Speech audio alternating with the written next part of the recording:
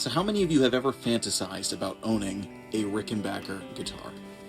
Now, how many of you have ever seriously thought about buying a Rickenbacker guitar? And lastly, how many of you have ever actually bought or owned a Rickenbacker guitar? Now my guess would be that that number started out really big and then got significantly smaller for the next couple of steps. This is one of the most classic electric guitar companies that has ever existed, responsible in many ways for, you could argue, the birth of the electric guitar as a powerhouse as we know it today. And yet they're not played nearly to the extent that they should be. Part of the reason is because people don't think they're versatile. They think they're kind of a one-trick pony. We're going to take a dive in with this. This is a Rickenbacker 620. We're going to put it through its paces and play a bunch of different tones through a couple of different amps and rigs to see whether or not this really is just for one thing, or can this be a versatile guitar. So let's dive right in with some tone. Please remember to like, share, and subscribe. Follow the links below where you can listen to some music, and I hope you enjoy.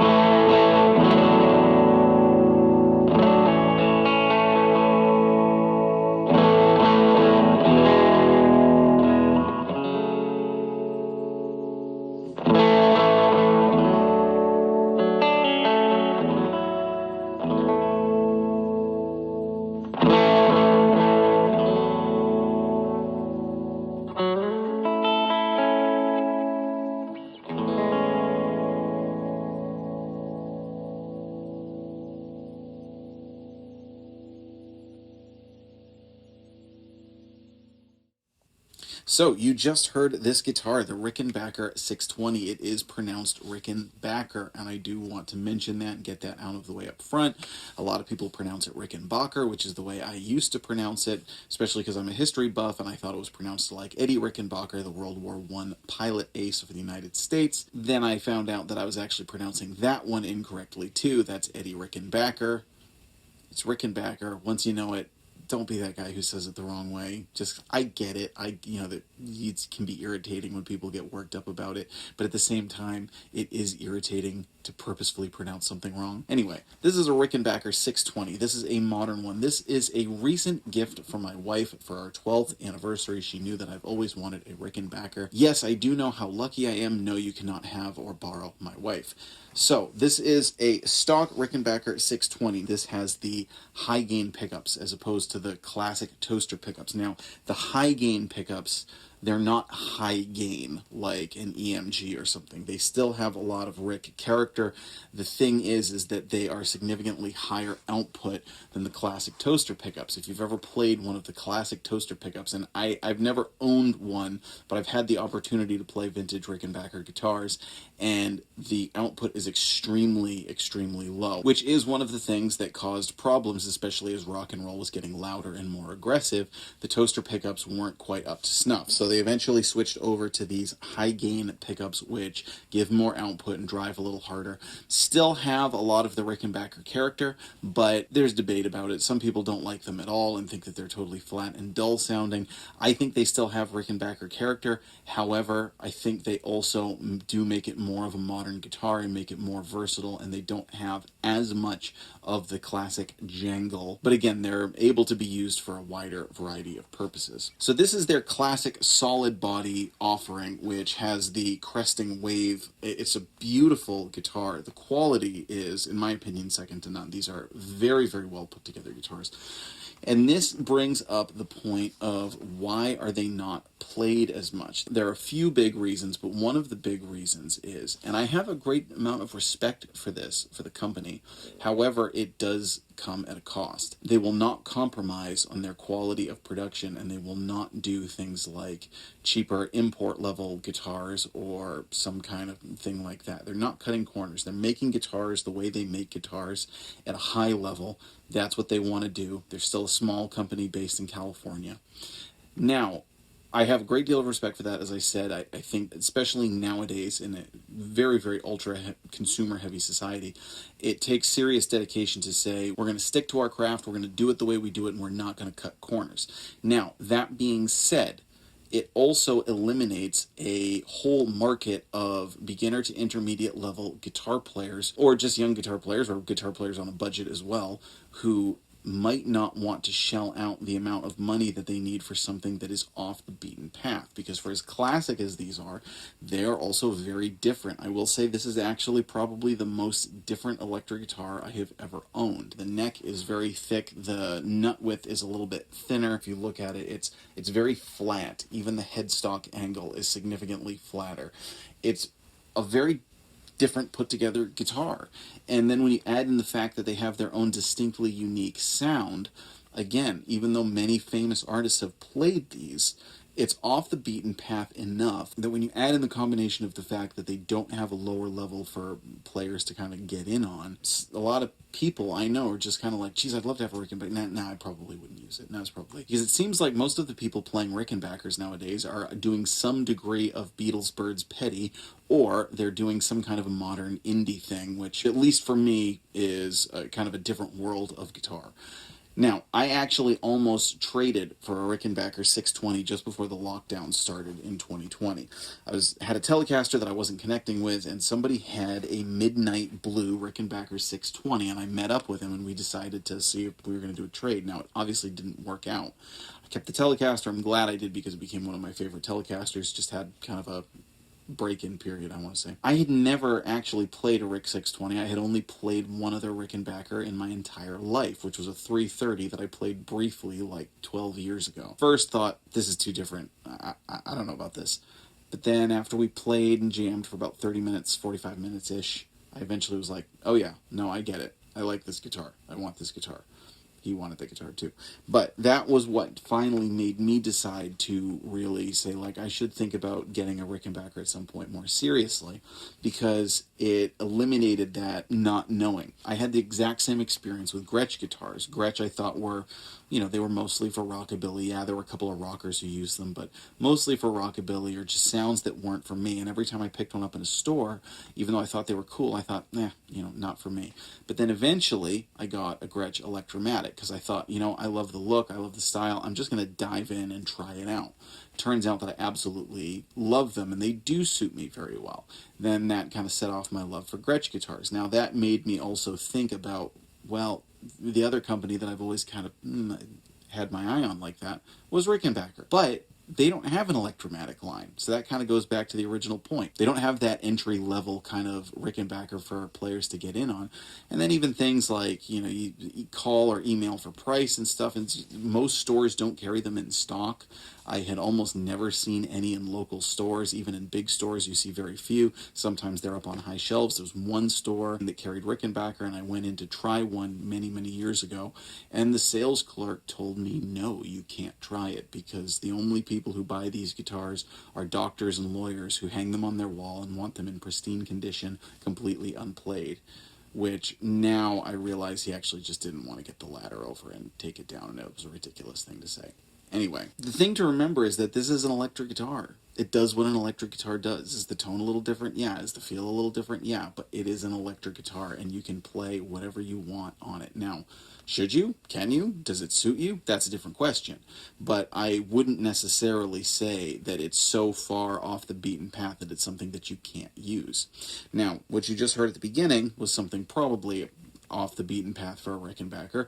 They are known to be great rhythm guitars. They have kind of a nice even snap to them, and they've traditionally been used, you know, right from the days of John Lennon using one with the Beatles, as well as then Pete Townsend and a whole slew of other players. Also, don't forget Carl Wilson of the Beach Boys, and the fact that one of their primary models was the 12-string, of course.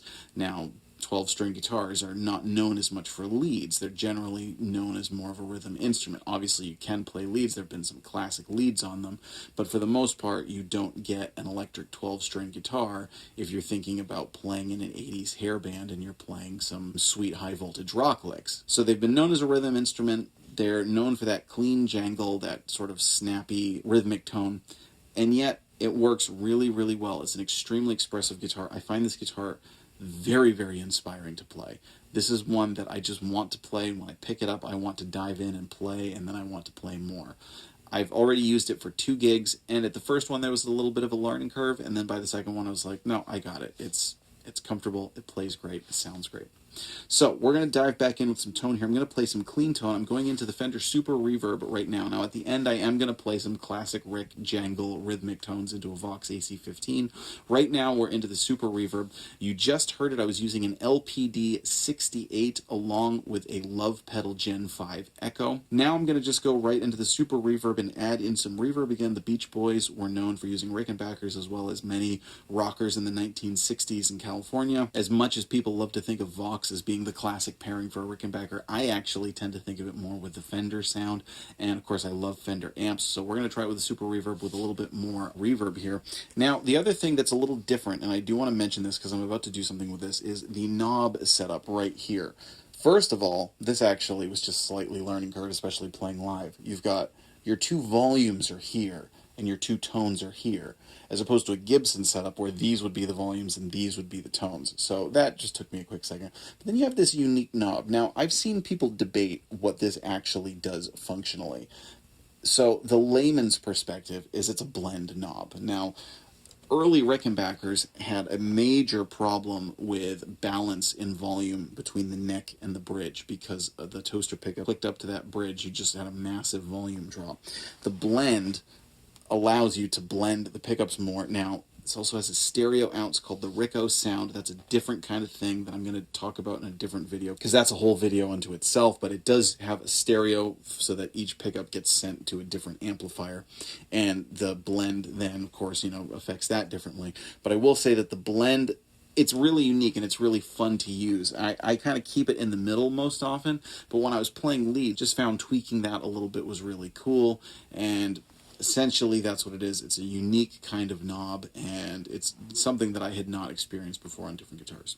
So what I'm going to do right now is play clean in the middle setting, and I'm going to use that blend. Now again, you are hearing it with quite a bit of reverb. I like reverb, I like 60s guitar tones. That's how we're doing it. So check out this guitar on the middle pickup using this blend knob.